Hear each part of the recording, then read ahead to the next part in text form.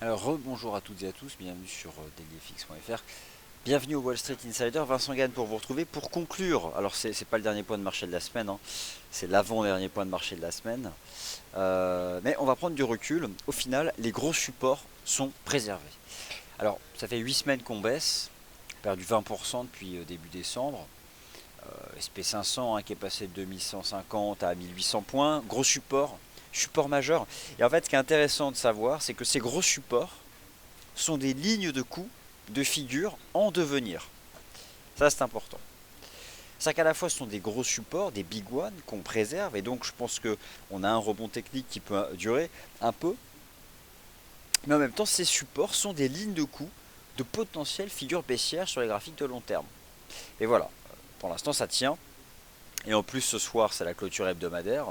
Alors, à moins d'avoir cet après-midi un violent reversal, en l'état, les grands indices boursiers vont donc préserver les supports majeurs sur lesquels je vais revenir. Alors on va aussi bien sûr, comme promis, parler du dollar canadien qui chute avec le rebond du prix du pétrole, au contraire qui se renforce avec le rebond du prix du pétrole, le CAD yen qui remonte, qui franchit des résistances, il y a encore du potentiel, l'euro 4 qui casse des supports, l'USD 4 qui casse des supports, la UD qui ne donne pas grand chose, c'est un range. Bon, on va parler de ces paires en dollars canadiens. Et puis, bien sûr, les indices boursiers et les questions que vous vous poserez. Je vous invite à prendre connaissance de l'avertissement sur les risques liés au trading, des devises, des CFD, des marchés boursiers. Et c'est donc une présentation qui est réalisée à titre purement indicatif. Ok, donc, parlons peu, parlons bien.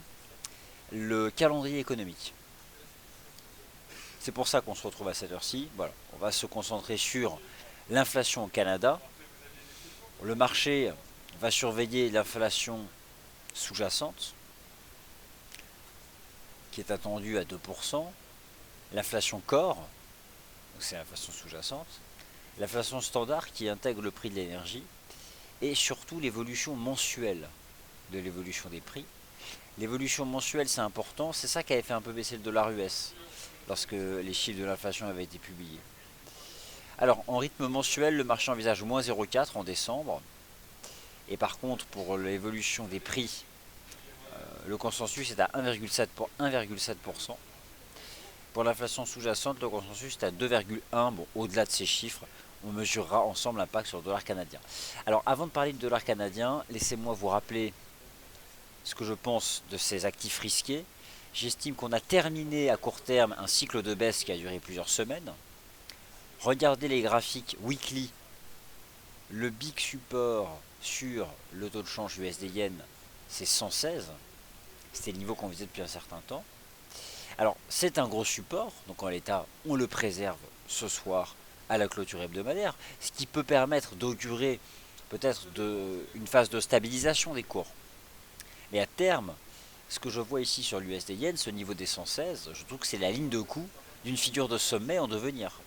Et j'ai ce même type d'approche sur les graphiques de long terme, sur le SP500 et le Dow Jones. Alors, ces 116 sur le taux de change USD Yen correspondent aux 1800 points du S&P 500. Je vous confirme ce que je vous ai proposé ce matin, à savoir que sur le taux de change USD, je vise 118,80, un objectif qui sera probablement atteint à l'ouverture du marché d'échange dans la nuit de dimanche à lundi. Alors je vais encore vous montrer deux charts weekly qui montrent que les big ones sont préservés à la clôture hebdomadaire, mais que ces big ones sont des lignes de coup de figures baissières en devenir, mais qui ne sont pas activées et elles ne le seront pas tout de suite. Je vous ai beaucoup parlé des 1800 points du SP500, donc les voici, c'est net, c'est clair, ça correspond au 116 du taux de change USD-Yen, et là aussi on voit bien potentiellement la figure de sommet, épaule-épaule. Et la ligne de coup, en tout cas, le fait que les marchés aient tenu préserver ces gros supports, renforce leur rôle de ligne de coup, de figure en devenir. Bon, comme son nom l'indique, ce sont des figures en devenir. Donc elles ne sont pas actives, elles n'ont pas encore d'impact dans l'anticipation de marché. Alors le DAX, qu'est-ce que ça va donner ce soir à la clôture weekly? C'est ça qu'il faut commencer à regarder, chers auditeurs. Ce soir, c'est la clôture weekly. Donc le DAX en weekly, c'est le même topo. Le marché tient 9350, qui peut être là aussi lu comme une ligne de coup, une structure de sommet. Si en weekly on devait clôturer de cette façon-là, en l'état, on aurait une structure en avalement et pourquoi pas revenir chercher 10 000 la semaine prochaine. Alors, je vais être très méfiant hein, sur les objectifs du rebond, mais me contenter de vous rappeler qu'à court terme, ce que je vous ai donc proposé ce matin dans le rendez-vous des scalpers, qui était donc de viser 118, 80, 119 sur l'USD Yen et de viser 9880 sur le GR30. Ça correspond à peu près. Il y a un gap qui a ouvert le CAC 40 aux alentours des 4370, 4375. Il est visible que sur le cash, hein, sur l'indice Euronext. Vous pouvez aller voir par vous-même. Bon, je pense que le marché va revenir dans ce gap. Il passe aux alentours des 4370, 4375 sur le CAC 40.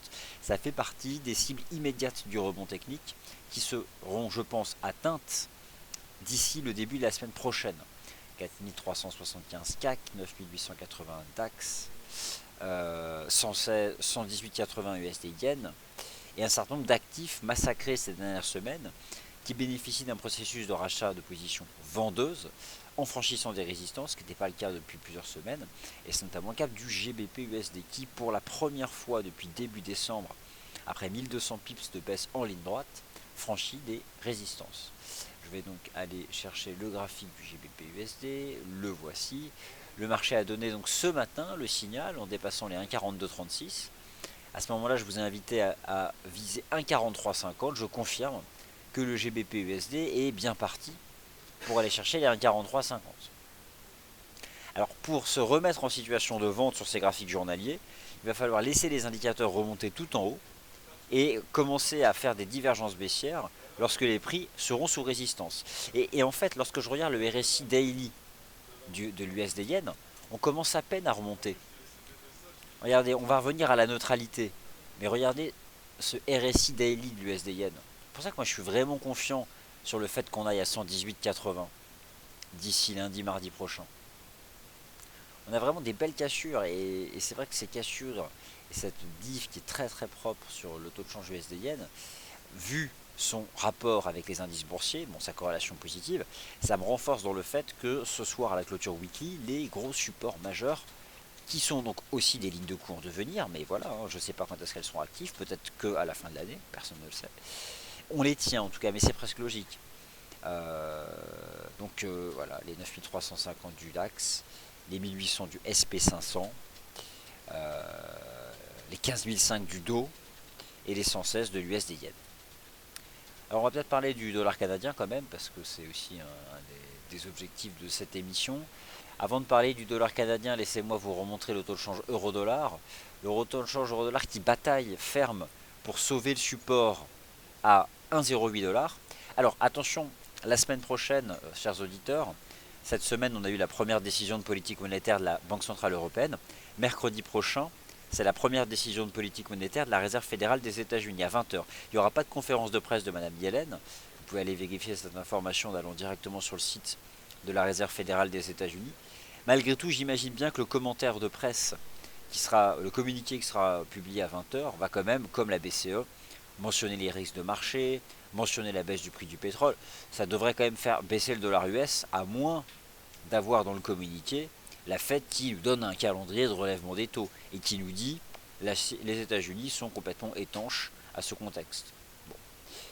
Là, pour le coup, ce serait vraiment bullish à dollar US. Mais je ne suis pas vraiment certain non plus que la Réserve fédérale ait réellement envie d'envoyer le dollar beaucoup plus haut. À un moment ou à un autre, ça peut nuire à la compétitivité change de ces entreprises américaines. Et l'économie US, qui est en pleine reprise, n'a donc pas besoin de ça. En l'état, donc, l'euro-dollar travaille à 1,08. Moi, ce qui m'intéresse, c'est la clôture weekly, donc j'y vais dessus. Alors, est-ce que ça va casser ce soir? Je sais pas, peut-être. Pour l'instant, non. Pour l'instant, non. Mais ça fait partie des clôtures weekly que je surveille et donc je n'ai pas de conviction. C'est-à-dire que ma conviction est que les indices boursiers tiennent ce soir les majeurs, l'USD Yen les 116 et tous les niveaux dont je vous ai parlé tout à l'heure, 9350 DAX, 1800 SP500, etc. 4100 le CAC, le Big One sur le CAC 40 c'est 4100. C'est le support du 15 janvier 2015 de la Banque nationale suisse. Et sur les graphiques de long terme, sur le CAC 40, c'est vraiment 4100. 4100 points le niveau horizontal. Bon, la zone 4000-4100, mais vraiment le niveau précis c'est 4100 points. Ce sont des niveaux qui tiennent. Mais ce sont des gros supports, mais aussi des lignes de coups de figures de sommet qui peuvent s'activer quelque part dans l'année en cours. Allez, on va parler du dollar canadien désormais, et avant de parler du dollar canadien, il me semble utile d'avoir un œil sur le pétrole. Je confirme ce que je vous ai proposé ce matin, à savoir, lorsque j'étudie l'action des prix et l'étude du momentum du marché, le potentiel de hausse encore sur le rebond technique du prix des pétroles, et je vise sur les deux pétroles les résistances à 32 dollars. Donc, je pense que le prix du pétrole, d'ici le début de la semaine prochaine, peut encore se renforcer et rejoindre le niveau des 32 dollars. Ce qui bien sûr renforce le dollar canadien et la meilleure façon, encore mieux que l'USD Yen, d'essayer de déterminer le potentiel des paires en Yen dans ce marché de rebond technique, c'est d'étudier le CAD Yen. Alors justement, le CAD Yen sera directement influencé aujourd'hui par les chiffres de l'inflation qui vont être publiés ici au Canada. Il y a aussi les ventes au détail qui sont publiées à 14h30. Il y a tout un tas de statistiques canadiennes qui vont avoir un impact sur... Alors, le CAD Yen, divergence haussière en H4, c'était propre, c'était hier, active à la cassure de la résistance. En l'état, mon approche technique donnait le signal d'achat ici, à 82,50. On est 100 pips au-dessus. Et voilà, moi, lorsqu'on diverge là, c'est pas suffisant pour moi pour proposer une stratégie d'achat. Par contre, lorsqu'on l'active, ce qui a été le cas ici sur le CAD Yen, c'est un signal. Le CAD Yen dépasse cette ligne de tendance.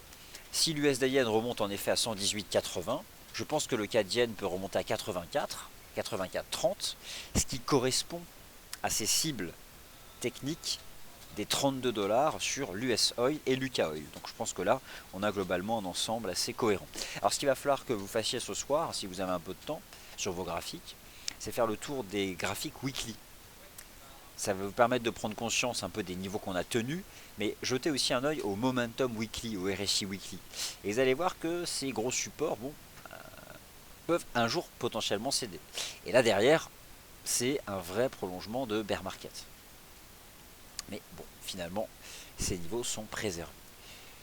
Donc le CAD Yen, sur le plan technique, a donc ce potentiel de remonter à 84,30. Ce qu'on va faire, parce que les chiffres vont tomber maintenant, on va regarder l'USD CAD. Au passage, voici la ligne de tendance dont je vous avais invité à vous méfier ce matin, parce que cette ligne de tendance en données journalières, il y avait déjà une cassure sur les prix, sur le momentum, donc ce qui anticipe les cassures sur les prix.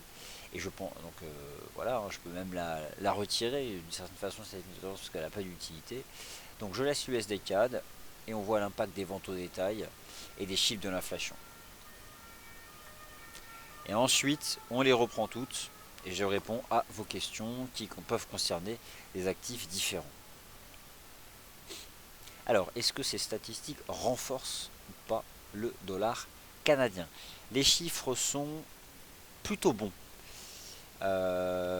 Les ventes au détail en rythme mensuel, c'est bon, mais en rythme annuel, c'est pas bon. L'inflation sous-jacente, elle est pas super, inférieure au consensus. Par contre, les ventes au détail en dehors du secteur automobile dépassent le consensus. C'est un ensemble qui est peu lisible en fait, lorsque je regarde l'ensemble. Il n'y a pas donc une volatilité excessive, mais concrètement, tout de même, l'inflation en décembre est inférieure au consensus. Par contre, les ventes au détail, c'est pas mal. Les ventes au détail, c'est pas mal.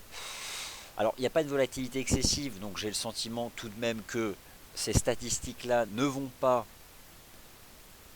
retourner ce qu'on observe, à savoir la remontée du dollar canadien en lien direct avec la remontée du prix du pétrole. Donc je pense qu'on peut prendre beaucoup de distance avec ces statistiques et faire confiance à ce que nous suggère l'analyse technique qui est le rebond du dollar canadien. Alors maintenant que les chiffres sont tombés, je vais vous donner mes objectifs sur les paires en dollars canadiens ou les confirmer si je vous les ai proposés ce matin. Premier objectif, le taux de change USD CAD. Je pense que ce marché va se replier en direction des 1,41. Peut-il se replier davantage? Possible. 1,40, pourquoi pas. Regardez en weekly ce que nous prépare l'USD CAD. Potentiellement un avalement baissier weekly. La dernière fois qu'on a vu ça sur l'USD CAD, c'était en septembre ou en mars. Derrière, il y a eu 3 semaines de baisse. Attention donc au chandelier weekly que nous prépare l'USD CAD. Ça me donne vraiment pas envie d'acheter. Et ça va dans le sens de ce potentiel de rebond du pétrole. Et donc, au final, si je fais la synthèse, peut-être que si vous cherchez une stratégie d'achat sur ces paires-là, le CAD yen est pas mal. Il y a du potentiel. L'attrait pour le risque, le yen qui subit donc des prises de bénéfices, le CAD qui voit les acheteurs revenir parce que le pétrole rebondit. Alors l'USD CAD, je pense, va aller à 1,41, potentiellement même 1,40 la semaine prochaine, pourquoi pas. Un USD CAD effectué, donc un mouvement de retour sur le niveau des 1,40, c'est tout à fait possible. Mais forcément, si j'ai un scénario haussier court terme sur l'USD Yen pour viser 118,80 et qu'en même temps je suis positif sur le pétrole, mécaniquement le meilleur des véhicules d'investissement, c'est le CAD Yen. Et justement, techniquement parlant, il est très très propre. Alors tout a commencé par une belle divergence haussière standard, que vous pouvez observer ici sur les chandeliers 4 heures. Divergence haussière standard devenue active depuis la cassure de la résistance à 81,50. S'ensuit ensuite la cassure haussière de cette ligne de tendance. Je pense que le CAD Yen peut remonter au moins à 84,30. Il y a donc sur le CAD Yen, et le RSI remonte, le prix remonte, tout converge, un potentiel là à saisir, je pense, d'ici lundi-mardi, d'environ 80 pips de hausse supplémentaire. Comment gérer son risque? Parce qu'au fond, c'est ça la vraie question. Et bien pour gérer son risque sur le CAD Yen, vous pouvez utiliser cette ancienne ligne de tendance baissière que le marché a cassée à la hausse pour positionner votre gestion du risque en deçà de la ligne chartiste. Ce qui est intéressant, on peut viser 84,30. Peut-on viser davantage? Et bien pour répondre à cette question, regardons le chandelier weekly. Et intéressant, avalement haussier hebdomadaire en préparation sur le CAD Yen. Ce qui fait qu'en l'état, si j'arrête maintenant le chandelier weekly du CAD Yen et que je projette l'amplitude de l'avalement, c'est intéressant. C'est-à-dire que le CAD Yen, potentiellement, c'est du 86. Un rebond vers 86. Donc, chers auditeurs, si ce que j'entrevois se confirme, à savoir que les indices boursiers ont tenu les gros supports majeurs, et qu'on peut s'attendre la semaine prochaine à une semaine de rebond technique, j'espère avoir raison. J'espère que l'ouverture des marchés actions chinois dimanche à lundi ne vont pas complètement malmener mes stratégies. Mais j'ai quand même envie de laisser la chance au rebond technique. Écoutez, ça fait 8 semaines qu'on baisse, on peut bien avoir une semaine de rebond technique. Ça fera de mal à personne. Donc en l'état, je pense qu'on peut viser au moins 84,30 sur le CAD Yen et potentiellement 85, un bon 85. Et donc, je pense que si vous cherchez une stratégie d'achat sur le CAD Yen, pour gérer votre risque, utilisez cette ancienne ligne chartiste. Alors vous attrapez tous les sommets depuis début décembre, depuis le début de la baisse des marchés en fait. Ça fait depuis début décembre que les paires en yen baissent. Et donc vous pouvez positionner le stop juste en dessous de la réintégration de la ligne de tendance. Et ça va dans le sens d'une remontée du pétrole à 32 $. Et d'un CAC 40 à 4375. Alors pourquoi 4375 sur le CAC 40? Parce que c'est un gap baissier sur le cash. Allez voir hein, le CAC 40 Euronext. Je vais vous montrer rapidos un graphique sur un graphique. Alors je vais aller vous chercher ça rapidement hein, sur le site de BFM Business. L'histoire juste de vous montrer le gap qui m'intéresse. Alors un instant.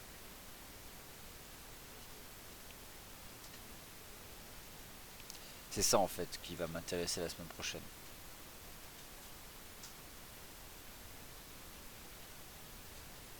Alors c'est le gap qui a été ouvert le 14 janvier. Et dans la partie haute, passe à 4374. Voilà. 4374. Donc, ça sera ma cible pour la semaine prochaine sur le CAC 40. 4374 points.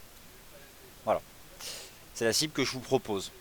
Mais potentiellement, le marché peut prolonger à 4400. Mais déjà 4374, ce serait le comblement du gap baissier du 14 janvier. Alors ce qui peut être déjà considéré comme un objectif de cours pour les traders techniques. En tout cas ceux qui surveillent les gaps. Je vais répondre à vos questions désormais. Je laisse ici l'USD Yen qui est sorti par le haut de ce canal. Je vais le remettre en 4 heures.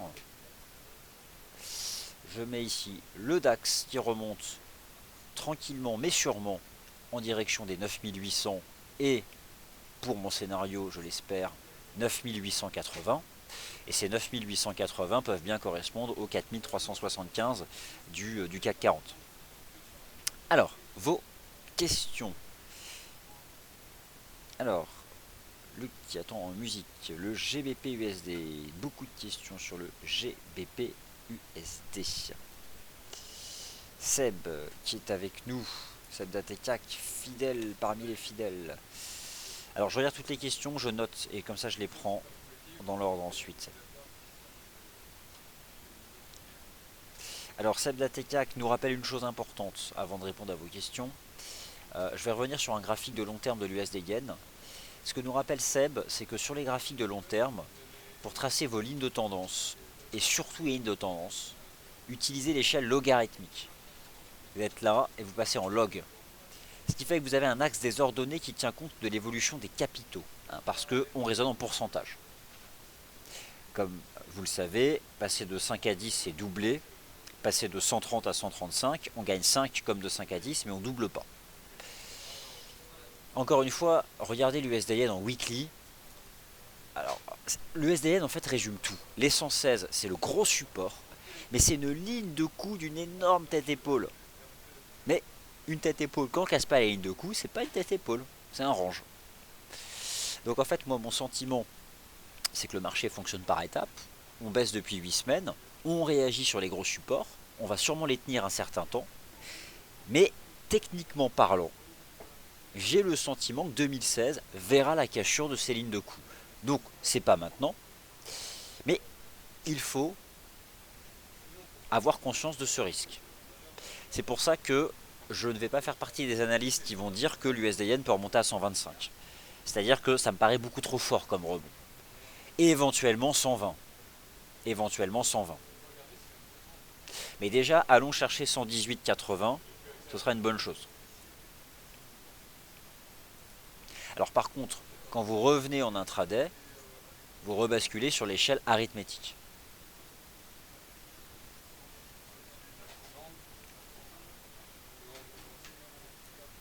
Alors je laisse ici le DAX au centre et le CAC à droite, à gauche, et je vais... Alors, le GBP USD. Alors le GBP USD, Do, question de Do, je vais être transparent, dit vous visiez 1,40 sur le GBP USD. Alors en effet, l'idée c'est quoi dans ma méthodologie? Tant que le marché est dans une tendance baissière et ne casse pas de résistance, j'ai des objectifs de cours baissier. Je visais 1,40, on a fait 1,40, 69. Ok, je vise un 40 depuis très longtemps. J'accompagne avec vous dans ces colonnes la baisse du GBP USD. Rappelez-vous, c'était en décembre ma stratégie de vente favorite à la cassure des 1,50. Ma stratégie de vente favorite est désormais révolue puisque le marché a cassé une résistance. En l'état, 1,4236. Je sors donc de cette stratégie de vente après 750 pips de baisse si je fais 1,50, 1,4236 parce qu'on a dépassé la résistance à 1,4236. Le signal a été donné en intraday par un avalement haussier H4 et puis ce matin la cassure des 1,4236. Jusqu'où peut remonter le GBP USD? Je dirais 1,4350, 1,4370.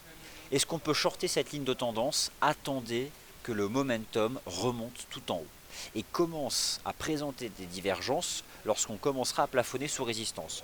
En l'état à la question, peut-on shorter le GBP USD maintenant? La réponse est non. Peut-on l'acheter? C'est trop tard. Y a-t-il encore un potentiel de hausse? Oui, tout à fait.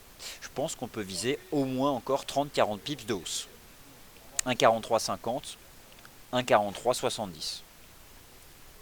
Donc voilà, pour être tout à fait transparent. Donc en l'état, je parlais des 1,40, ça n'a pas été fait. Alors, il y a une question sur l'AUD CAD et sur l'USD CAD. Alors j'y réponds de suite. Et tout d'abord, je laisse à gauche et au centre le DAX et le CAC parce qu'on prend plaisir à les regarder monter. Et puis je me suis engagé sur deux objectifs de cours, alors j'espère qu'ils seront atteints, hein. 9880 DAX et 4375 CAC. Encore 20 points sur le CAC, je pense largement que cela peut être fait. Qu'en est-il de l'AUD4? Alors l'AUD4 c'est un range, pour la simple et bonne raison que c'est la confrontation de deux devises globalement sous pression, c'était 1 semaine. Y a-t-il quelque chose à faire sur la UD4? Honnêtement, je ne vois pas ce qu'on peut faire. Par contre, à court terme, ça va baisser. Ça va baisser la UD4. Le CAD se renforce. Sur le plan technique, on a un triangle qui se construit ou une compression. On va au moins aller chercher, je pense, 0,99. Mais je ne trouve pas le taux de change AUD-CAD vraiment très intéressant dans le cadre des stratégies de trading. Je pense que clairement, il y a mieux à faire. Après, voilà, on retrouve cette ligne de tendance. On peut tracer des lignes de tendance un peu dans tous les sens sur ce taux de change qui a perdu un peu sa nature directionnelle. Là, je pense qu'on va retomber dans cette zone. Alors après, si je vais aussi attraper celle-ci, le momentum se replie, ça va encore baisser. Moi, vous savez, plus que les lignes de tendance, je m'intéresse aux niveaux horizontaux. L'AUD4 devrait retomber dans cette zone. Essentiellement sous l'impact du renforcement du dollar canadien avec le rebond du prix du pétrole. Dans un premier temps, je vise 32 sur les deux pétroles. On verra la semaine prochaine si on peut être plus ambitieux. L'idée, c'est de savoir est-ce que par exemple le Lucas Oil, le Brent, peut remonter à 36. 36, c'était les plus bas de 2008. Ce qui en l'état sera un beau pullback.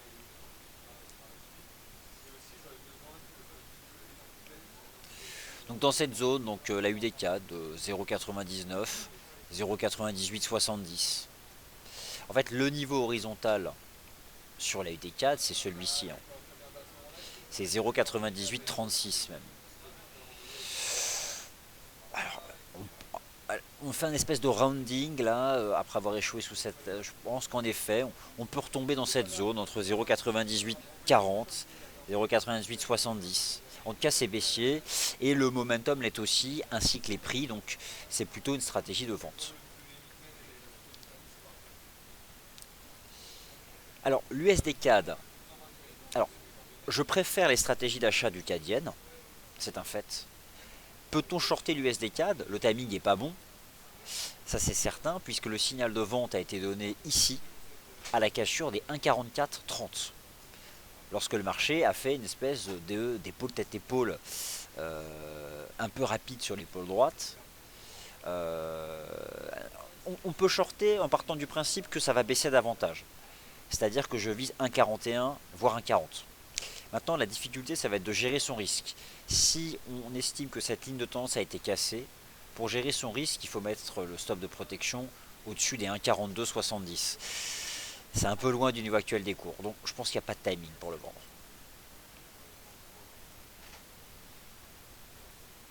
Alors, question sur le NZD-USD. Ok, beaucoup sur le NZD-USD. Alors, je vais répondre.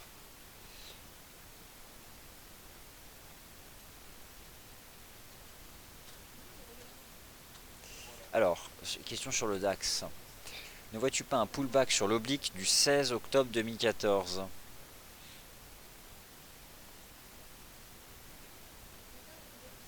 Alors ça doit être une ligne de tendance. Ah, quelque chose comme ça. Je ne sais pas exactement. N'hésitez pas à partager vos graphiques. Moi, factuellement, je prends les niveaux horizontaux. On est sorti par le haut de ce petit canal de baisse. Première étape, c'est 9880. Est-ce qu'on peut pousser à 10 000 la semaine prochaine? Vous savez, je ne serais pas surpris. Un moment ou un autre, il va falloir remonter à 10 000 points. Bon, bah voilà, après 8 semaines de baisse, une semaine de rebond technique, pétrole qui remonte. Bon. Un bon 10 000 sur le DAX, peut-être une cible la semaine prochaine.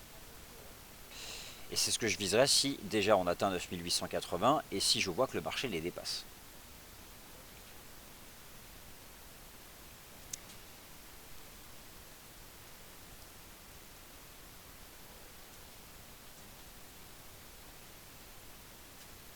Alors, l'euro GBP. Alors, ça, c'est une excellente question. L'euro GBP et le NZD USD. Allez, c'est parti. Je les couvre de suite. Premièrement, le NZD USD. Alors, on voit le NZD USD tout de même. Hein. C'est pas non plus l'extase haussière. Ça reste quand même faible. Cette semaine, rappelez-vous les chiffres de l'inflation en Nouvelle-Zélande. Naturellement que pour le rebond des actifs massacrés ces dernières semaines, mieux vaut privilégier une paire en yens à l'achat ou shorter une paire en CAD.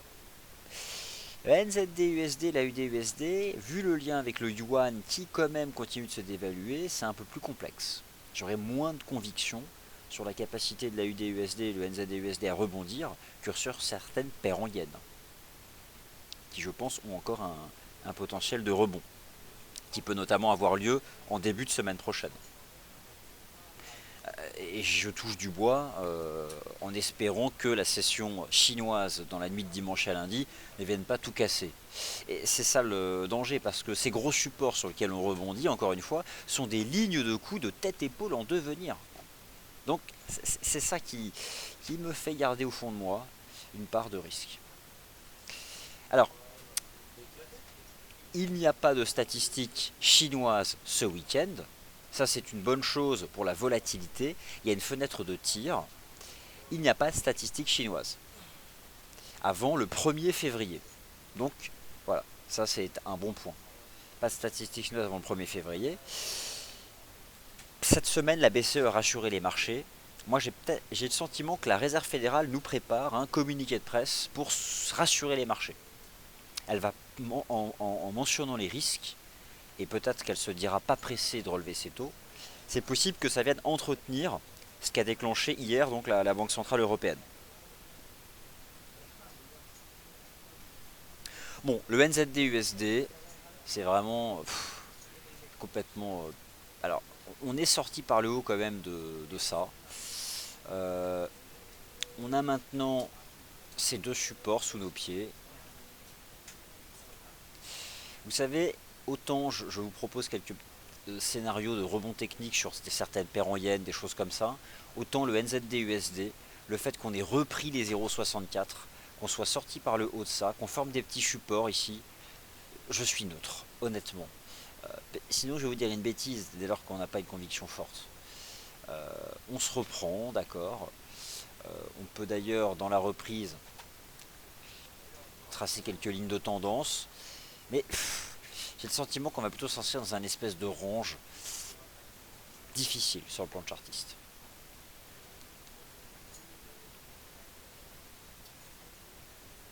Alors, est-ce que le GBP USD peut retomber à 1,40? Écoutez, on va regarder les graphiques de long terme, notamment la clôture weekly. Malheureusement, le GBP USD qui vient d'enchaîner 1, 2, 3, 4, 5 semaines consécutives de baisse, pour la première fois en 5 semaines, fait un marteau weekly. C'est tout de même le signe, selon la terminologie japonaise, qu'on peut rebondir peut-être même vers un 45. Je pense qu'on pourrait rebondir vers un 45 si on dépasse un 43,50. Donc en l'état, à votre question d'eau, est-ce que d'après moi on peut revenir à un 40 la semaine prochaine? J'aurais tendance à vous répondre non. Techniquement parlant, bien sûr. Après, si la Réserve fédérale envoie un communiqué qui fait fi de tous les risques et la chute du prix du pétrole, etc., bon, si le dollar explose à la hausse, mais je ne suis pas certain qu'elle ait vraiment envie de le renforcer vu son niveau.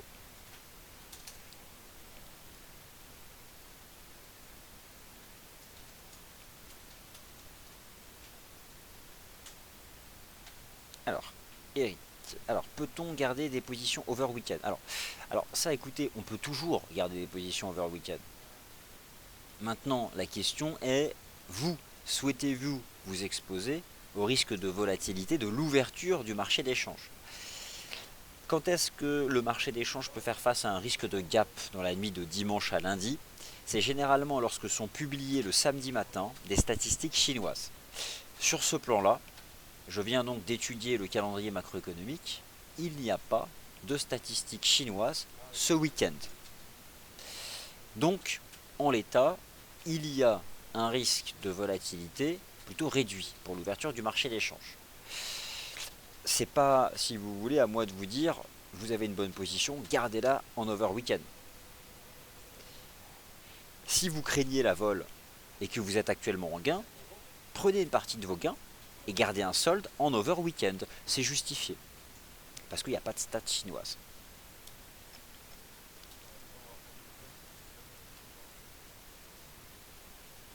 Alors le CAD yen, beaucoup de questions sur le CAD yen, j'y vais. L'AUD-CAD, alors l'AUD-CAD il me semble j'en ai déjà parlé, mais je peux en reparler. Je vois pas de questions sur l'EuroCAD, ça m'étonne. N'hésitez pas, hein. Alors l'AUD-CAD, je vois un rounding bottom, une espèce de tête-épaule, sous cette ligne de tendance.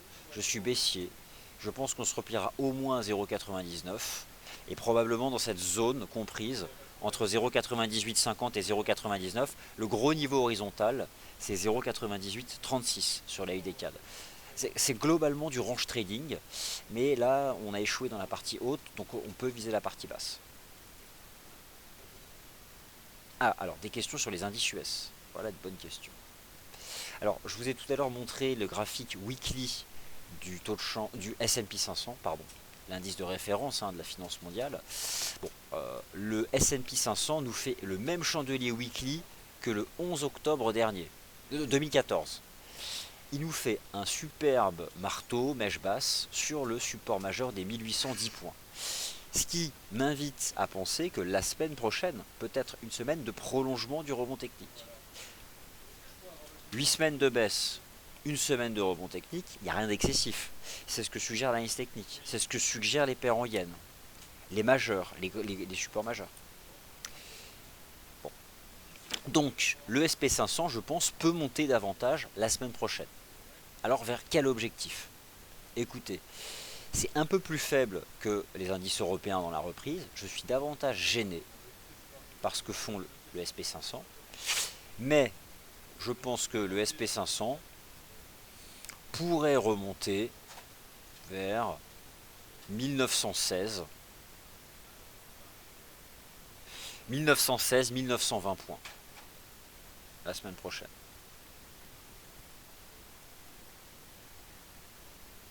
Alors en fait, tout à fait Philippe, il y a un lien entre la devise chinoise et les devises émergentes de manière générale, mais sur les paires majeures, les deux qui sont directement concernées, ou qui en tout cas subissent une influence, en fait elles sont trois. Le yen, mais à l'envers. Le yuan se dévalue, le yen se renforce. Le yuan se dévalue, le NZD et l'AUD se déprécient. Donc en effet, c'est pour cette raison que mieux vaut une stratégie de rebond technique sur une paire en yen, avec des rachats, avec des prises de bénéfices sur les achats de yen, donc l'USD yen, le CAD yen, que de se focaliser sur un NZD ou un AUD USD pour lesquels j'envisage plutôt du range trading. Alors, l'euro GBP, en effet, je ne vais pas l'oublier. Alors, c'est des bonnes questions, l'euro GBP. J'estime que ce marché peut présenter une opportunité d'entrée en cas de test de cette ligne de tendance. C'est celle que je surveille et qui passe environ 60 pips en dessous du niveau actuel des cours. Donc c'est ça qui m'intéresse, c'est ce que je surveille et je pense que vous devez vous concentrer sur cette zone. Je vais même l'affiner cette zone de prix sur l'euro GBP. Laissez-moi juste aller chercher la zone précise, puisqu'au cours de clôture, c'était 0,7450. J'estime qu'une bonne zone d'entrée sur l'euro GBP est une zone qui conjugue les 0,7490 et cette ligne de tendance. Vous pouvez la tracer comme moi, vous vous mettez en chandelier journalier, vous attrapez le point bas du 2 décembre et le point bas du 6 janvier. Et donc cette ligne de tendance, elle existe parce que deux points permettent de la tracer. Et le troisième test m'intéressera. Actuellement, en translation verticale, ce troisième test passe à 0,7490. Donc c'est le niveau de prix que je surveille pour un rebond de l'euro GBP. Un niveau de prix qui sera probablement disponible lundi ou mardi prochain.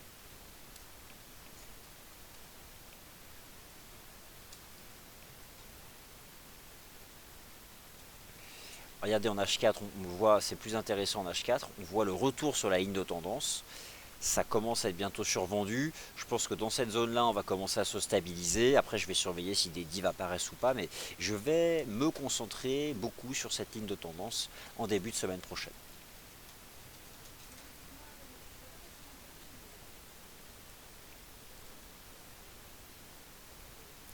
Alors, l'Eurocad. Allez, on va aller voir tous ces actifs-là. Alors, l'Eurocad, je vais aller le chercher de suite.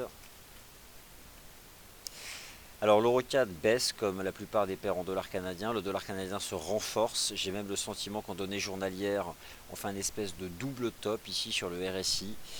Ça me plaît pas. Je pense que ça va baisser davantage. J'avais cette cible dont je vous ai parlé ce matin à 1,5250.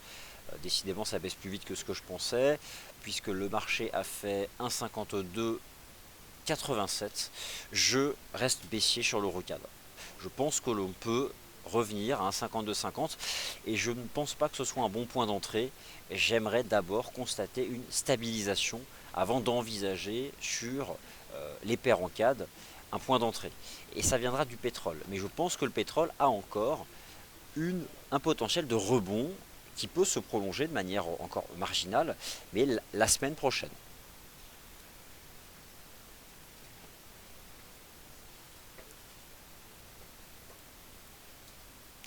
Et l'euro-dollar, il y a quand même de la vol sur l'euro-dollar puisqu'on vient de retester 1,08 alors qu'il est à nouveau acheté. C'est violent hein, parce que ça a quand même fait... Alors il y a une question, en effet les questions sur l'euro-dollar, donc j'y réponds tout de suite. L'euro-dollar retombe à nouveau sur 1,08, c'est le gros niveau qui a été défendu hier. On voit que là, il y a un début de réaction, mais c'est quand même compliqué. Mais en l'état, tant que ce niveau des 1,08 existe en clôture journalière, je passe en D1, ben il n'est pas cassé, et tant qu'il n'est pas cassé, il est support. Et donc en l'état, je ne peux pas shorter un support. C'est un range trading 1,08, 1,0970. Regardez le RSI D1, il oscille de part et d'autre des 50, ce qui confirme le range trading. Donc au-dessus des 1,08, moi je considère que le taux de change euro-dollar, eh bien, c'est un point d'entrée, ça permet de gérer, en tout cas, ça permet de gérer son risque. Ça permet de gérer son risque. Et moi, c'est ça qui m'intéresse. Voilà, bah écoutez, je pense avoir répondu à toutes vos questions. Toutes les cibles dont je vous ai parlé sont des cibles qui concernent, je dirais, jusqu'au milieu de la semaine prochaine.